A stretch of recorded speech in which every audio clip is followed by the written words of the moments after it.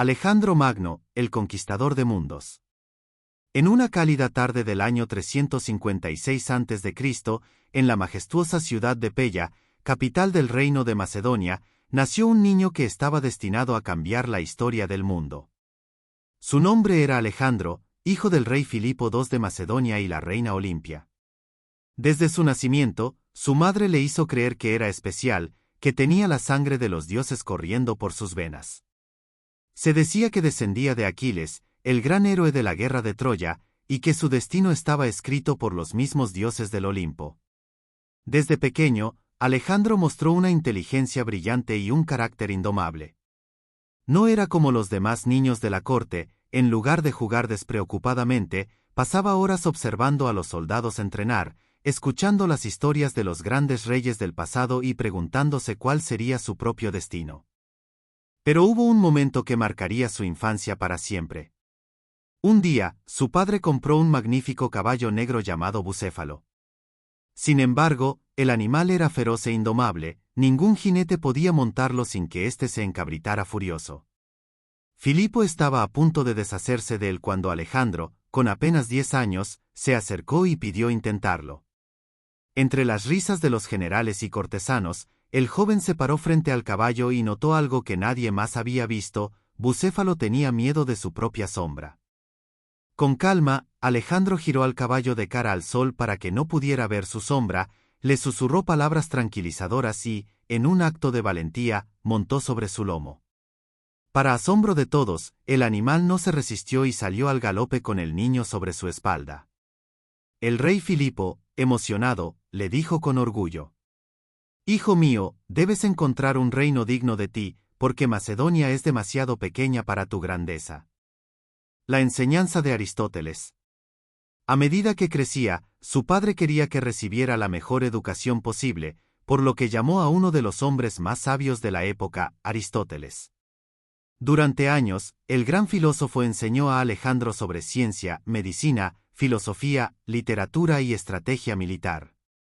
El joven aprendió sobre la Ilíada de Homero, la historia de Aquiles, a quien consideraba su héroe personal. Alejandro dormía con una copia de la Ilíada bajo la almohada y soñaba con lograr hazañas aún mayores que las del legendario guerrero.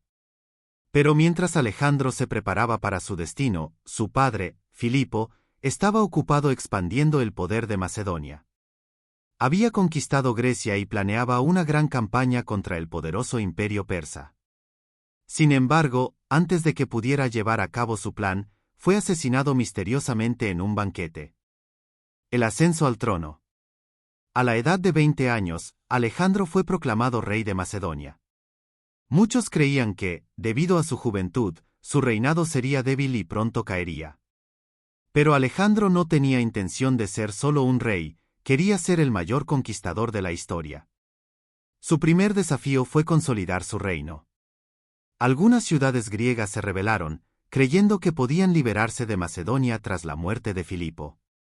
Entre ellas estaba Tebas, que se levantó contra su gobierno. Alejandro respondió con la fuerza de un rayo, marchó con su ejército, arrasó Tebas y dejó solo un templo en pie como advertencia a los demás. Grecia comprendió que Alejandro no era un niño jugando a ser rey, sino un líder formidable. La conquista de Persia. Con Grecia bajo su control, Alejandro miró hacia el este, hacia el vasto imperio persa, gobernado por el poderoso Darío III. Con apenas 40.000 soldados, Alejandro cruzó el estrecho de los Dardanelos y entró en Asia Menor. La primera gran batalla tuvo lugar en Gránico, donde venció a los persas con una estrategia brillante.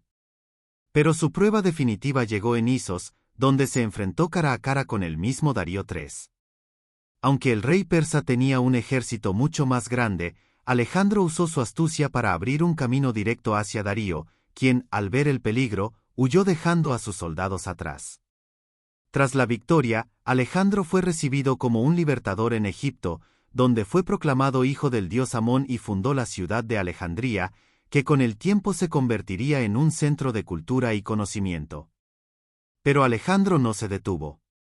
Perseguía a Darío a través de Persia, derrotándolo en Gaugamela, una de las batallas más impresionantes de la historia.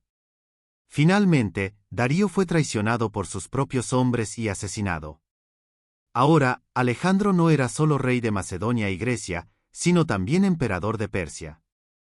El sueño de un imperio universal.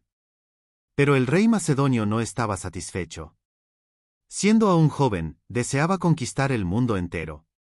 Cruzó las montañas del Indus y entró en la India, donde enfrentó al rey Poros en la batalla del río Hidaspes. Fue una de las batallas más difíciles, pero con la ayuda de Bucéfalo, logró la victoria. Sin embargo, su ejército estaba exhausto.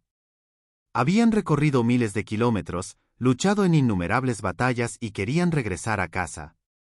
Aunque Alejandro soñaba con ir más allá, al final tuvo que ceder. La muerte de un dios humano. El regreso a Babilonia fue duro.